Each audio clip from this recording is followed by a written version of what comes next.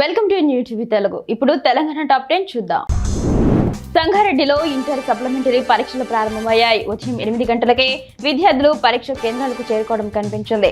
8 గంటల 30 నిమిషాల తర్వాత విద్యార్థులను తనిఖీ చేసి పరీక్షా కేంద్రంలోకి పంపించారు. 9 గంటలకు ప్రథమ సంవత్సరం పరీక్ష ప్రారంభమైంది. పరీక్షా కేంద్రాల వద్ద పోలీస్ బందోబస్తును ఏర్పాటు చేశారు. ఇందిరమ్మ డబుల్ బెడ్రూమ్ ఇండ్ల సంబంధించిన ప్రొసీడింగ్లను ఎమ్మెల్యే ఆది శ్రీనివాస్, కలెక్టర్ సందీప్ కుమార్ ఝాలు వేములవాడలో అందజేశారు. నిరుపేదలకు పారదర్శకంగా ఇందిరమ్మ ఇండ్లను అందిస్తున్నట్లు తెలిపారు. లబ్ధిదారులు సంతోషం వ్యక్తం చేస్తూ సీఎం రేవంత్ రెడ్డి, ఎమ్మెల్యే ఆది శ్రీనివాస్, రాజన్న సిరిసిల్ల కలెక్టర్ సందీప్ కుమార్ ఝాలకు ప్రత్యేక ధన్యవాదాలు తెలిపారు.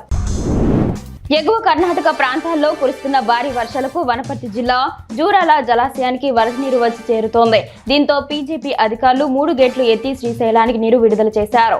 ప్రాజెక్టు పూర్తిస్థాయి నీటి సామర్థ్యం 9.65 టీఎంసీలు కాగా ప్రస్తుతం 3.404 టీఎంసీలుగా ఉందని అధికారులు తెలిపారు. పోలీసుల పనితీరు, పోలీసులపై ప్రజల్లో ఉన్న అభిప్రాయాలను తెలుసుకునేందుకు తెలంగాణ రాష్ట్ర పోలీస్ శాఖ జనవరి 9, 2025 తేదీన క్యూఆర్ కోడ్ ఆఫ్ సిటిజన్ ను రాష్ట్ర డీజీపీ జితేందర్ ఐపీఎస్ చేతుల మీదుగా ఆవిష్కరించారు. డీజీపీ కార్యాలయంలో ఏర్పాటు చేసిన సర్టిఫికేషన్ కార్యక్రమంలో మెదక్ జిల్లా నుండి అదనపు ఎస్పీ ఎస్ మహేందర్ డీజీపీ చేతుల మీదుగా సర్టిఫికేట్ ను బుధవారం నర్సాపూర్ ఎస్ఏ లింగం అందుకున్నారు. హనుమాన్ జయంతి సందర్భంగా వేములవాడలోని ఆలయాలన్నీ భక్తులతో సందడిగా మారాయి. వేములవాడ శ్రీ రాజరాజేశ్వర స్వామివారి ఆలయంతో పాటు అనుబంధ దేవాలయమైన భీమేశ్వర ఆలయంలో హనుమాన్ జయంతిని పురస్కరించుకుని ప్రత్యేక నిర్వహించారు.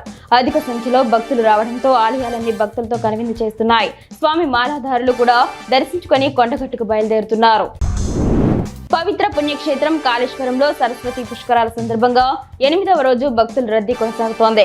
జ్ఞాన సరస్వతి ఘాటు వద్ద వివిధ ప్రాంతాల నుంచి వచ్చిన భక్తులు పుణ్య స్నానాలు ఆచరించి సరస్వతి విగ్రహం వద్ద భక్తులు సెల్ఫీలు తీసుకుంటున్నారు. అనంతరం కాళేశ్వర ముక్తేశ్వర స్వామి ఆలయానికి భక్తుల రద్దీ నెలకొంది. దశమి కావున ధన, ధాన్య, ఐశ్వర్య ప్రాప్తి కొరకు పూజలు నిర్వహించారు. వేములవాడ పట్టణంలో మధ్యాహ్నం వర్షం ప్రారంభమైంది. వేములవాడ రాజున ఆలయానికి వచ్చే భక్తులతో పాటు ప్రయాణికులు, పట్టణవాసులు ఎక్కడికక్కడ నిలిచిపోయారు. చిన్నపాటి వర్షంతో రోడ్లపై వర్షపు నీరు నిలిచింది. గత 2 రోజులుగా మధ్యాహ్నం వర్షం కురవడంతో వాతావరణం ఒక్కసారిగా చల్లబడింది.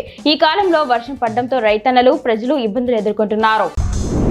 ఖానాపూర్ 2 రోజులుగా కురుస్తున్న వర్షాలకు కొనుగోలు కేంద్రాల్లో ధాన్యం తడిసి ముద్దయింది. ప్రభుత్వం సమయానికి తూకం చేయకపోవడం వల్లనే ధాన్యం తడిసి నష్టం వాటిల్లిందని పట్టణంలోని ఎన్టీఆర్ చౌక్ లో, కడం మండలంలోని నచ్చన్ ఎల్లాపూర్ చౌరస్తా వద్ద రైతులు రాస్తారోకో చేపట్టారు. గత 2 రోజులుగా అకాల వర్షాలకు తడుస్తున్న ధాన్యాన్ని వెంటనే కొనుగోలు చేయాలని డిమాండ్ చేశారు. సిద్దిపేట జిల్లా హుస్నాబాద్ నియోజకవర్గ పరిధిలోని అక్కన్నపేట మండలాన్ని ఆదర్శంగా తీర్చిదిద్దుతానని మంత్రి పొన్నం ప్రభాకర్ అన్నారు.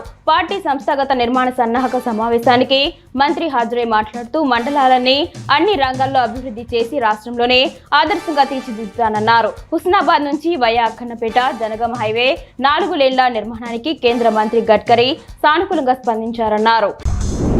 మక్తల్ ప్రభుత్వ ఆసుపత్రిలో ఉచిత భోజన పథకాన్ని ఎమ్మెల్యే వాకటి శ్రీహరి ప్రారంభించారు.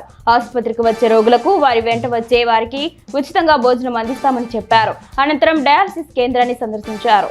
చికిత్సలు తీసుకుంటున్న రోగులతో మాట్లాడి ఆరోగ్యం గురించి అడిగి తెలుసుకున్నారు. గతంలో డయాలసిస్ కొరకు జిల్లా ఆసుపత్రికి వెళ్లేవారని ఇప్పుడు వెళ్లే అవసరం లేదని అన్నారు.